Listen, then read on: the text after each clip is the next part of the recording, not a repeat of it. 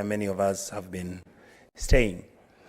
Mr. Speaker, as many of my colleagues will realize that the issues in this country are weighty.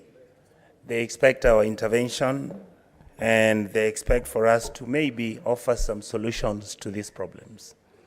Mr. Speaker, I'm happy that I belong to this House, and for the past year, I have actually quite learned a lot, and I believe that I should be able to come here and participate fully to make sure that we make sure our country becomes better. Finally, Mr. Speaker, once again, I would want this House to sit down and interrogate the matters political that are happening, because they affect our major responsibility, and that is devolution. Mr. Speaker, I would like to inform the House that what has just happened in Kisii is that the County Assembly has just impeached the Deputy Governor.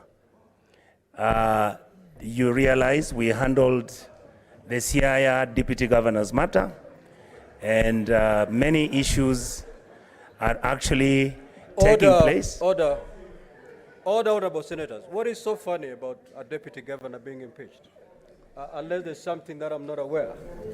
Mr. Speaker, even me, I'm shocked because I saw my sister laughing quite much. I didn't know why you laughed.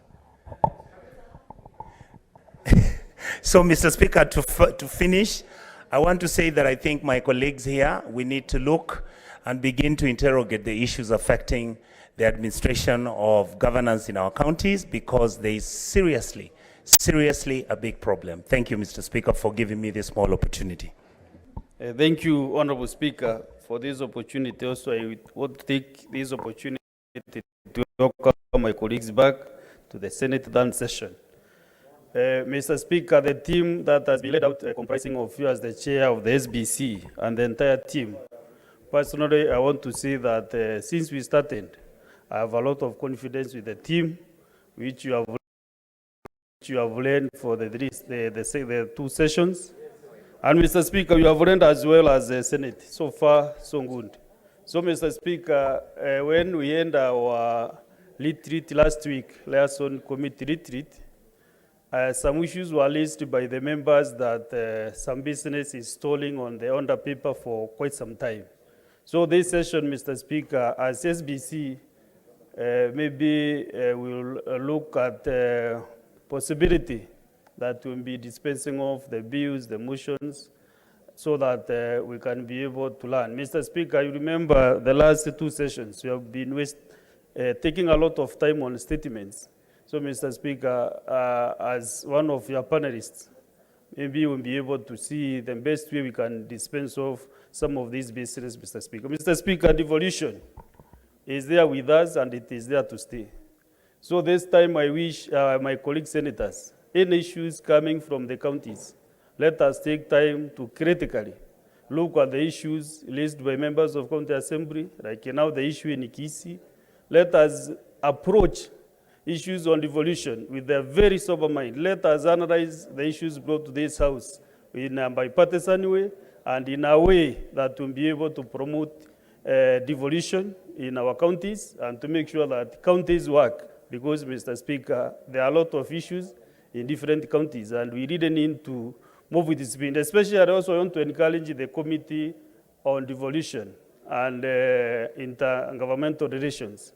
That committee should be very, very active within to look at the matters that are being raised all the time by the county assemblies, by the counties themselves, so that those county governments can work. Even before these issues are brought to the Senate through impeachment, I wish to encourage the Devolution Committee to ensure that they are proactive and they get issues even for us to allow that continuity, because it is a winning team. Having said that, I have only 2 points, Mr. Speaker. The first one is to send my condolences to the family of Kelvin Kiptum, a hero, a sports icon, a living example of what a youth should be. This is a very difficult moment for the family, the youth of this country, and the sporting fraternity.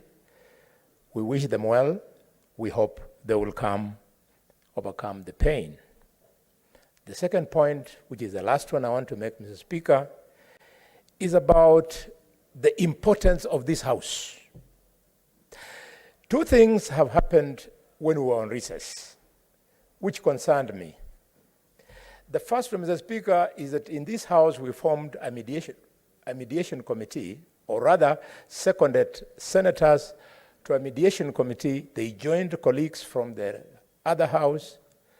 And while on recess, I saw the chair of the National Assembly Mediation Committee meet governors and make pronouncements informally in social media that they were reaching a solution on the sticking out issues that we had been constituted to perform.